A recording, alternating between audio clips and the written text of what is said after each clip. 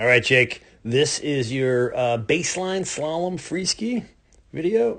It's kind of fun to take one towards the beginning of the program, and then we'll compare it to one of our last videos and see what kind of differences you made in your skiing and improvements. And I think it's going to be pretty drastic in your case. I don't think you even recognize this skiing, but let's watch it here in the regular motion, then slow it down.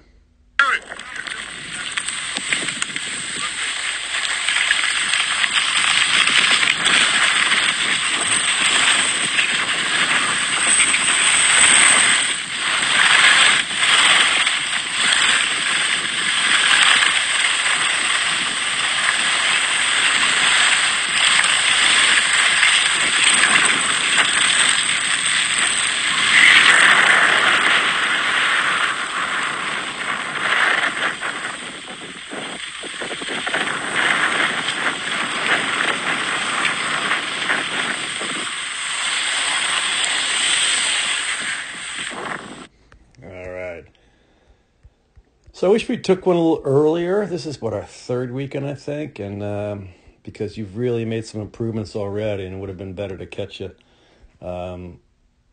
before that on the video, but on your baseline. But when you first joined us, your arms were all over the place, and you've really gotten them much better out in front, quieter, really helping your stance. So good job there. This is fairly common, but these are more GS shape turns, and we're looking to do slalom here in this video. But that's, like I said, it's somewhat common, and it takes a while to figure out how to kind of make that slalom shape. What can we work on? Well, we got to widen the stance. Right? We cannot have our legs stuck together there. All right, so we need to widen the stance to like a, comfortable, whether we call it, you can call it hip width if you want, but we need to have our feet apart and our legs and knees apart. It allows us to really then roll up the skis on edge. Pretty hard to roll up those skis using ankles and knees to a high edge angle platform when you're got your legs together. So you end up using more hip angulation to get those skis up on edge. And we want to use, particularly slalom, initially edging our skis from the snow up, meaning using ankles and knees. That's a little better in there, but you still got a little close together right there. But we want to roll both up using ankles and knees, and less kind of lean to get them up on edge like that, and less hip to initially roll them up. Now, you can see they're pretty tight together.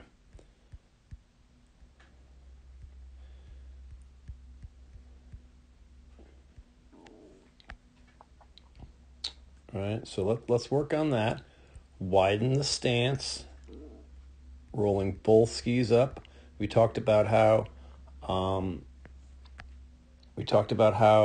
you can think about your feet, sort of a clock down there, and we're going to roll both knees into 10 o'clock and 2 o'clock. Right? So you use ankles and knees first, and then we'll move the hip in once the speed warrants it.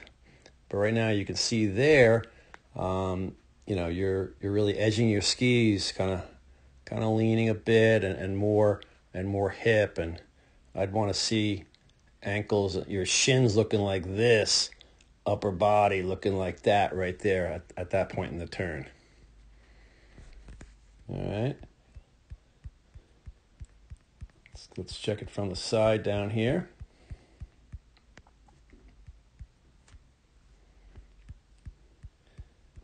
I think you looked over, you caught Coach Peter, right? Looking at him right there.